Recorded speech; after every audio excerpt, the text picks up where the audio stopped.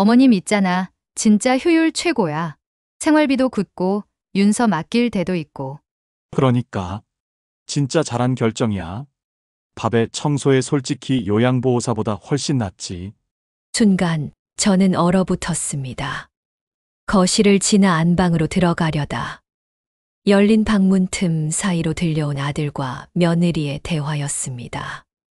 아유, 뭐 그 정도면 진짜 좋은 투자지. 연금도 꼬박꼬박 나오잖아.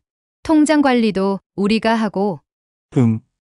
연금 날짜만 딱딱 기억하면 돼. 은근 쏠쏠해. 그 말에 저는 뒤돌아 나와 화장실로 들어갔습니다. 울고 싶었지만 눈물조차 나오지 않았습니다. 그래, 내가 그냥 밥하고 돈 보태는 사람이었구나. 그동안 참 많이도 속았다는 생각이 들었습니다. 따뜻한 말 한마디에 감동했고, 가족이라 믿고 마음을 열었는데, 그저 필요에 의해 불러들인 존재였다니. 이보다 더 큰 배신이 또 있을까요? 본격적인 이야기 들어가기 전에 이 영상을 끝까지 함께 하신다면 가족이란 이름 아래 우리가 놓치고 있는 진짜 마음을 돌아보게 되실 겁니다. 잠시 시간을 내셔서 구독과 좋아요, 알림 설정 부탁드립니다. 저는 그날 들었던 대화 한마디로 제 세상이 어떻게 바뀌었는지, 그리고 제가 어떤 복수를 준비하게 되었는지를 차분히 들려드리고 싶습니다. 끝까지 함께 해주세요. 안녕하세요. 제 이름은 최명자, 올해 72입니다. 강원도 원주에서 태어나 결혼 후에는 식당 일과 가사 도우미로 아들을 키우며 살아왔습니다. 남편은 벌써 10년 전 병으로 떠났고 그 이후 혼자 살아온 세월도 제법 되네요. 외롭긴 해도 그저 아들이 잘 되면 된다고, 손녀 윤서가 밝게 웃으면 그걸로 충분하다고 믿었습니다. 그런 저에게 작년 가을쯤 아들에게서 전화가 왔습니다. 어머니, 혼자 계시지 말고 저희랑 같이 사세요. 며느리도 한마디 덧붙였습니다. 윤서가 할머니랑 지내는 걸 너무 좋아해서요. 저희도 정말 원해요. 그 말이 그렇게 따뜻하게 들릴 수가 없었습니다. 이제 혼자 지내지 않아도 된다는 안도감에 저는 고민 끝에 원주 집을 정리하고 서울로 올라갔습니다. 이재호, 제 아들은 겉으로 참 자상한 편입니다. 명절이면 전화도 하고 친구들 앞에서는 효자 노릇도 곧잘 합니다. 서민정, 제 며느리는 말 한마디가 늘 공손합니다. 어머님, 오늘도 고생 많으셨어요. 어머님, 윤서 잘 봐주셔서 감사해요. 그 말들이 예전엔 참 고맙고 뭉클했습니다. 처음에는 함께 지내는 생활도 나쁘지 않았습니다. 윤서는 저만 보면 방긋 웃었고 아들과 며느리는 항상 미안해하는 눈치였습니다. 어머님, 저녁은 제가 할게요. 어머님, 쉬세요. 일 그만 하시고요. 하지만 그건 일주일도 가지 않았습니다. 서서히 저는 자연스럽게 주방을 맡게 되었고, 윤서가 어린이집에서 돌아오면 간식부터 씻기는 것까지 온종일 윤서 엄마처럼 움직이게 됐습니다. 며느리는 말했죠. 어머님, 된장은 조금만 넣어주세요. 윤서 입맛에 안 맞아서요. 걸레질은 윤서 자는 낮잠 시간 피해서 해주시면 좋겠어요. 세탁기 돌리실 땐 흰 빨래랑 색깔 옷은 꼭 나눠서 부탁드릴게요. 그 말투는 여전히 공손했습니다. 하지만 그 안에 담긴 뜻은 분명했죠. 이건 어머님이 해주세요. 이건 어머님이 신경 써주세요. 이건 어머님이. 그리고 어느 날 결정적인 말이 나왔습니다. 생활비 정산이 너무 복잡해서요. 어머님 연금 통장, 저희가 맡아도 괜찮을까요? 그날 저는 가슴이 덜컥 내려앉았습니다. 연금까지 맡긴다고? 이건 아닌데. 하지만 저는 웃으며 고개를 끄덕였습니다. 그래, 가족이잖아. 믿자. 하지만 그 믿음이 얼마나 어리석었는지 그날 밤 도둑처럼 들려온 그 말이 가르쳐 주었습니다. 어머니 믿잖아. 진짜 효율 최고야. 연금도 받고 애 맡기고 밥까지 먹고 대박이지. 이제 저는 결심했습니다. 울지도 따지지도 않고 그저 조용히 복수하자. 어머님, 윤서 간식은 당 떨어지기 전에 꼭 챙겨주세요. 과일보단 단백질 위주로요. 어머님, 세탁기 사용하실 땐요. 울 코스로 돌려주셔야 해요. 일반 코스는 애기 옷엔 좀 세요. 그날도 며느리는 공손한 말투로 부탁 아닌 부탁을 쏟아냈습니다. 저는 그 말들이 더 이상 부탁이 아니란 걸 알고 있었습니다. 그건 지시였습니다. 겉으로는 예의를 갖췄지만 그 속엔 당연히 하셔야죠 라는 무언의 압박이 있었지요. 안방에 누워 천장을 보며 생각했습니다. 이게 가족과 함께 산다는 거였을까? 아침마다 눈을 뜨면 제일 먼저 하는 건 윤서 간식 준비. 등원시키면 바로 청소. 점심은 혼자 먹고 다시 빨래, 다시 청소. 오후엔 어린이집에서 돌아온 윤서 챙기고, 저녁엔 가족 모두의 식사를 준비하고 뒷정리까지. 어머님, 명절 음식은 어머님 음식이 제일 맛있어요. 고생 좀 해주셔야겠어요. 그 말에 저는 애써 미소를 지었습니다. 기분이 나쁜 건 아닌데 마음이 자꾸 뒤틀렸습니다. 며느리는 여전히 예의 바르게 굴었습니다. 어머님, 이번 달은 좀 빠듯해서요. 용돈은 다음 달에 드릴게요. 한 번, 두 번, 그렇게 용돈은 점점 줄어들고, 명절이나 생일 같은 날을 제외하곤 제게 뭘 사주거나 챙겨주는 일이 사라졌습니다. 그러면서도 매번 감사하다는 말은 잊지 않았습니다. 어머님, 늘 감사해요. 어머님 안 계셨으면 저희 진짜 힘들 뻔했어요. 감사하다면서 왜 이렇게 고맙지 않은 걸까? 그들의 말에 제 마음은 점점 헛헛해져 갔습니다. 그리고 마침내 그 밤, 조용한 안방으로 들어가려던 제 귀에 그들의 진심이 들려왔습니다. 진짜 어머님 덕에 돈 아껴. 솔직히 애 봐주지. 밥하지. 청소하지. 연금도 꼬박꼬박 들어오고. 돈도 굵고. 요양보호사 쓰면 돈이 얼마인데. 진짜 효율 미쳤지. 그 순간 저는 심장이 내려앉는 기분이었습니다.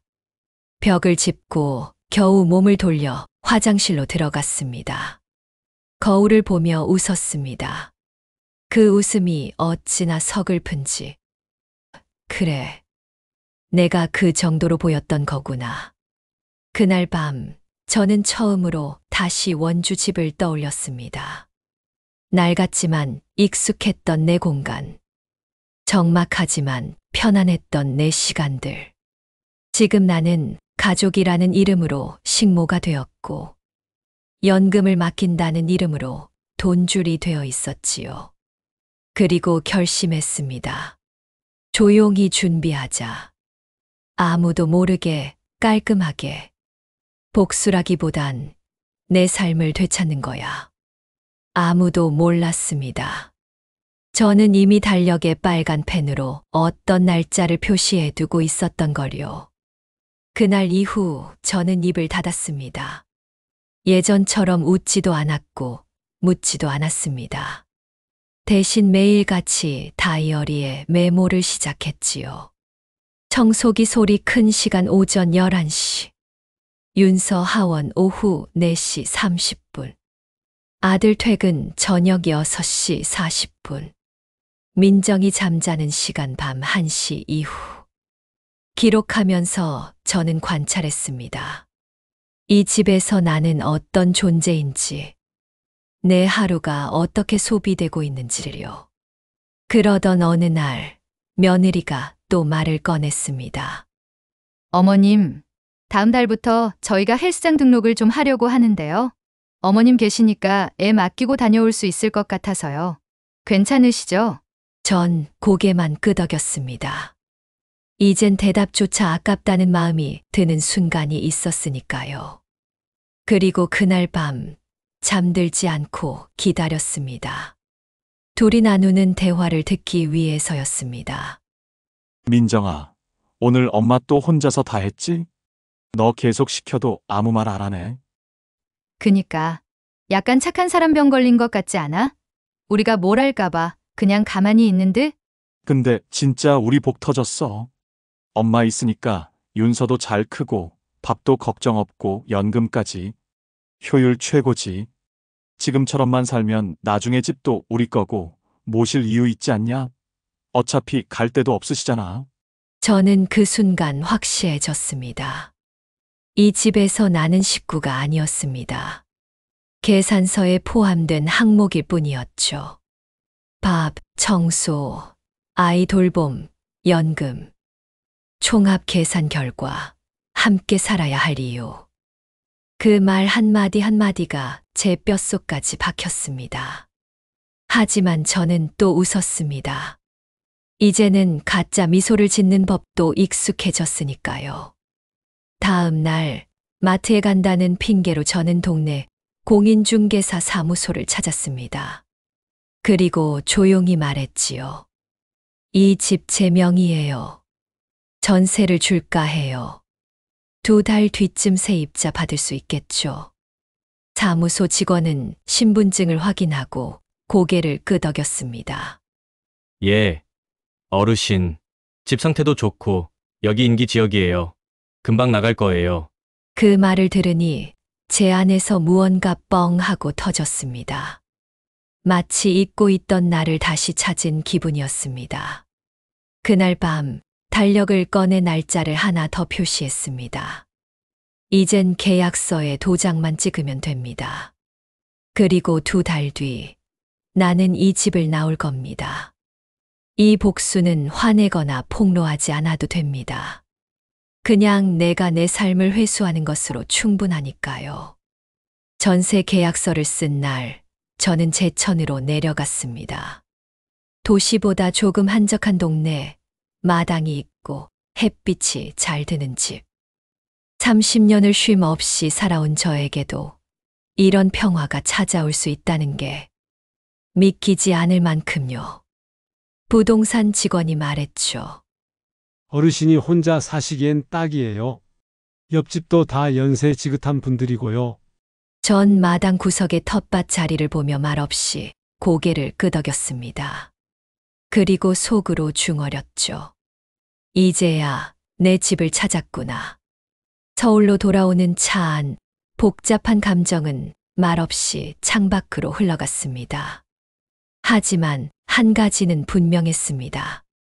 저는 더 이상 누구의 지갑도 식모도 아니다. 다음 날 아침, 저는 평소처럼 조용히 아침상을 차렸습니다. 김치찌개에 계란말이, 그리고 손녀 윤서가 좋아하는 멸치볶음까지. 식탁에 앉은 아들 내외에게 말을 꺼냈습니다. 재호야, 민정아. 식사 끝나고 얘기 좀 하자꾸나. 둘은 살짝 놀란 표정으로 고개를 끄덕였습니다. 식사를 마치고 나서 저는 천천히 입을 열었습니다. 이 집 전세 계약했어. 2달 뒤에 세입자 들어와. 순간 공기가 멈춘 듯 했습니다. 아들이 숟가락을 내려놓고 묻습니다. 어머니, 무슨 말씀이세요? 그 말 그대로야. 이 집 내 명의인 거 알지? 제천에 집 구했어. 2달 뒤에 나는 거기로 이사 간다. 며느리는 얼떨떨한 표정으로 눈만 껌뻑였습니다. 아들은 당황한 듯 말했습니다. 어머니, 갑자기 왜 그러세요? 혹시 저희가 뭘 잘못한 건가요? 저는 밥상을 정리하면서 조용히 대답했습니다. 너희는 잘못한 거 없어. 그냥 내가 깨달았을 뿐이야. 이 집에서 나는 가족이 아니라 돈 보태고 일하는 사람이더라고. 민정이는 곧장 말꼬리를 잡았습니다. 어머님, 윤서도 정 들었고요. 갑작스러우면 아이가 충격받을 수 있어요. 그 아이는 죄 없어. 예쁜 아이지. 그래서 짐 정리하면서 작은 선물 하나쯤은 남겨줄 생각이야. 아들은 조심스럽게 말했습니다. 어머니, 그래도 저희랑 같이 사시면 좋잖아요. 다시 생각해 보시면 안 될까요? 그 말에 저는 처음으로 웃었습니다. 하지만 그 웃음엔 체념도, 단호함도 섞여 있었죠. 재호야, 내가 나한테 그렇게 말할 때, 그 말이 진심이었으면 지금 이 상황은 안 왔을 거야. 아들은 입술을 깨물며 고개를 숙였습니다. 며느리는 아무 말 없이 물컵만 만지작거렸고요. 저는 자리에서 일어나며 마지막으로 말했습니다. 2달이면 충분하겠지. 너희도 정리할 시간이 필요할 테고, 나도 내 삶 준비할 시간이 필요하니까. 그날 밤, 저는 조용히 달력을 꺼내어 날짜에 동그라미를 쳤습니다. 이제 진짜 내 삶이 시작되는 날을 기다릴 뿐이었습니다. 그날 이후 집안 공기가 눈에 띄게 달라졌습니다. 아들은 자주 말을 아꼈고 며느리는 제 눈치를 살폈습니다. 아무도 대놓고 따지진 않았지만 부엌에 머무는 시간이 길어질수록 그들의 속내는 더 또렷하게 보였습니다. 민정이는 며칠을 망설이다가 결국 말을 꺼냈죠. 어머님, 제천엔 아는 사람도 없고 병원도 서울이 훨씬 나으실 텐데요. 여기 계시면 저희도 더 신경 쓸 수 있고요. 전 가만히 웃으며 말했습니다. 내가 너희한테 돌봄 받으려고 여기 온 거 아니야. 그동안 너희가 날 돌봐준 적은 없잖니. 오히려 내가 애 보고 청소하고 밥했지. 아들은 조심스럽게 말을 보탰습니다. 어머니, 저희가 그동안 너무 의지했던 건 맞지만, 그래도 가족인데 이렇게 갑자기 떠나신다고 하시면 재호야, 내가 떠나는 게 아니라 돌아가는 거야. 너희 집에서 나오는 게 아니라 내 삶으로 되돌아가는 거라고. 그 말에 아들은 아무 말도 하지 못했습니다. 말없이 숟가락만 뒤적이던 민정이는 눈을 들어 물었습니다. 그럼 이 집 정말 계약하신 거예요? 진짜로요? 그래. 이미 끝났어. 날짜도 정해졌고 나도 필요한 준비는 다 하고 있어. 그녀는 당황한 얼굴로 말했습니다. 아니, 어머님 그럼 저희는요? 윤서도 학교 옮겨야 할 수도 있고 이사 준비할 시간도 없고. 저는 단호하게 말했습니다. 그래서 2달을 주는 거야. 그 안에 너희도 준비하면 되지. 그제야 민정의 목소리에 날이 서기 시작했습니다. 그럼 저희는 그냥 나가라는 건가요? 어머님은 아무 상의도 없이 일방적으로 정하시고. 그 말에 저는 눈을 마주보며 말했습니다. 내가 미리 말했으면 뭐가 달라졌겠니? 연금은 내가 직접 관리하겠다고 했을 땐 그냥 넘어갔잖아. 살림 좀 쉬고 싶다고 말했을 땐 아무도 안 도와줬고 대답은 없었습니다. 조용히 흘러간 그 정적 속에서 저는 더 이상 흔들리지 않겠다는 확신을 가졌습니다. 그날 밤 혼자 방에 앉아 옛 사진첩을 꺼내봤습니다. 어린 재호를 안고 있던 제 모습, 젊은 시절 식당에서 일하며 웃던 모습. 그 모든 순간이 제게 말해줬습니다. 이제 너를 살아야 할 시간이다, 명자야. 다음 날 작은 쪽지를 하나 썼습니다. 윤서가 가끔 장난치듯 들락거리던 제 서랍 안에 조용히 넣어뒀죠. 윤서야, 할머니는 널 정말 사랑한단다. 할머니는 지금 할머니 인생을 살러 가는 거야. 언젠가 넌 이 말의 뜻을 알게 될 거야. 남은 2달, 저는 미련 없이 그러나 차분하게 짐을 쌌습니다. 이제 진짜 제 삶을 위한 여행이 시작되는 거니까요. 다음 날부터 민정의 태도는 눈에 띄게 변했습니다. 말투가 조심스러워졌고 밥상에 반찬이 하나 더 올라오기 시작했죠. 재호 역시 퇴근 후엔 일부러 말을 붙이며 분위기를 살피려 했습니다. 하지만 저는 그 모든 변화가 반갑지 않았습니다. 이미 너무 늦었어. 지금의 친절은 진심이 아니야. 계약서에 도장이 찍히고 나서야 바뀌는 태도라면 그건 계산일 뿐이지. 2달이라는 시간. 누구에게는 정리할 시간이고 누구에게는 정체를 마주해야 하는 시간이겠죠. 저는 마당 쪽 작은 화단을 정리하며 남은 시간을 조용히 채워가기 시작했습니다. 벽에 걸어두었던 가족 사진은 모두 상자에 넣고 아궁이에서 잘 마른 장작을 하나하나 불태워 나갔죠. 사진 속에 저는 항상 누군가의 엄마였고 누군가의 아내였고 누군가의 시어머니였습니다. 그러나 이제는 제 이름 석자로 최명자로 살아가려 합니다. 민정이는 그 와중에도 몇 차례 말을 꺼냈습니다. 어머님, 제천은 너무 조용한 곳 아니에요? 병원도 멀고 친구도 안 계시잖아요. 괜찮아. 거긴 공기도 좋고 걷기 좋은 길도 많더라. 요즘은 전화 하나면 병원 예약도 다 되고 심심할 틈도 없지. 그 말에 민정은 입을 다물었지만 그 표정은 말하고 있었죠. 어떻게든 마음을 돌려야 한다. 재호는 밤늦게 방으로 찾아와 앉았습니다. 예전엔 그런 적 없던 아들이었죠. 어머니, 진짜 괜찮으세요? 혹시 저희가 뭔가 잘못한 게 있다면 지금이라도 바로잡고 싶어요. 그 말에 저는 조용히 말했어요. 잘못한 게 없다고 생각하면 굳이 바로잡을 것도 없지. 그동안 내가 날 어떻게 대했는지 스스로 생각해봐. 재호는 더 이상 아무 말도 하지 못했습니다. 그저 침묵 속에서 작게 고개만 끄덕일 뿐이었죠. 그날 밤 저는 오래된 가방에 제천 새집에서 이불 보못 몇 벌을 차곡차곡 넣었습니다. 서랍 속에 조용히 숨겨둔 제 일기장도 함께 넣었죠. 누군가는 2달이 짧다고 말하겠지만 제게 이 시간은 평생을 정리하는 준비 기간이었습니다. 그리고 그 마무리엔 미련이 없었고 조금의 후회도 남지 않았습니다.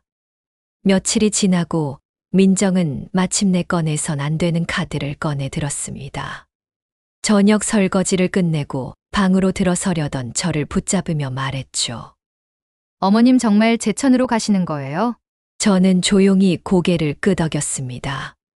준비 거의 다 했어. 이삿짐 업체도 예약했고 계약한 집은 한적하고 참 좋더라. 민정은 문틈 사이로 윤서를 힐끗 바라보더니 조금 떨리는 목소리로 말했어요. 윤서 생각은 안 하세요? 할머니 떠난다고 하면 아마 한참 울 거예요. 요즘 얼마나 할머니랑 정 들었는데. 그 말에 저는 가만히 윤서가 있는 거실을 바라봤습니다. 작은 손으로 블록을 맞추며 혼잣말을 하던 윤서. 그러다 갑자기 뒤돌아보며 말했죠. 할머니, 이거 완성했어. 예뻐? 저는 환히 웃으며 고개를 끄덕였습니다. 응, 너무 예쁘네. 윤서가 만든 거라 그런가 봐. 아이의 해맑은 웃음이 마음을 흔드는 건 잠깐이었습니다. 저는 민정에게 천천히 돌아서며 말했어요. 윤서가 소중하지 않은 게 아니야. 하지만 내가 그 아이를 핑계 삼는 순간 내가 그동안 당했던 게 다 떠올라. 민정은 당황한 듯 입술을 깨물며 아무 말도 못했습니다. 밥 해주는 것도 청소하는 것도 연금 맡긴 것도 그땐 가족이라서 참고 넘겼어. 하지만 너희 대화들은 그날부터는 다르게 보여. 나는 가족이 아니라 집안일 도와주고 돈 보태주는 사람이었더라. 그건 그땐 제가 힘들어서 말을 그렇게 한 거지 진심은 아니었어요. 진심은 말이 아니라 행동에서 보여. 진심이었다면 내게 하루라도 편히 앉아 있으라고 했겠지. 민정은 고개를 떨궜고 저는 조용히 말을 이었습니다. 이제는 내 인생을 살아보려 해. 누굴 위해 참고 맞춰주는 삶 말고 나를 위해 편하게 쉬고 웃는 삶 말이야. 그날 밤 저는 혼자 마당에 나가 고무장갑을 벗고 손바닥을 쳐다봤습니다. 주름지고 굳은 살 박힌 손. 아들 위해, 남편 위해, 가족 위해 살아온 흔적이었죠. 이제 이 손으로는 나를 위해 된장찌개도 끓이고 꽃도 심고 나를 쓰다듬어 주려 합니다. 그리고 무엇보다 다시는 누구의 눈치도 보지 않으리라 다짐했죠. 이삿짐 트럭이 골목을 빠져나갈 때 저는 마당 한가운데 서 있었습니다. 텅 빈 마당을 천천히 둘러보며 한참을 서 있었죠. 이제야 정말 끝이란 걸 실감했습니다.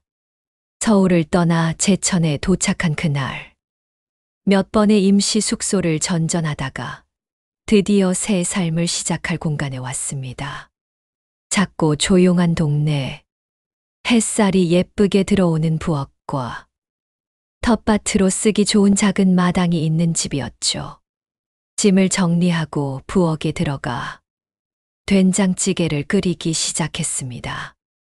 늘상 해오던 일이지만 이번엔 느낌이 달랐어요. 누군가를 위해 준비하는 밥상이 아니라 처음으로 나를 위해 차리는 한 끼였으니까요. 조금 짜도 괜찮아.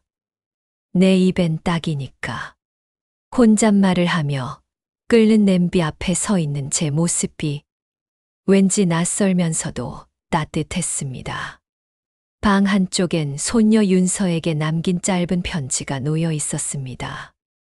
윤서야, 할머니는 지금 아주 조용하고 좋은 곳에서 매일매일 웃으면서 잘 지내고 있어. 넌 항상 너답게 따뜻한 마음으로 자라길 바란다. 할머니는 언제나 널 응원할게.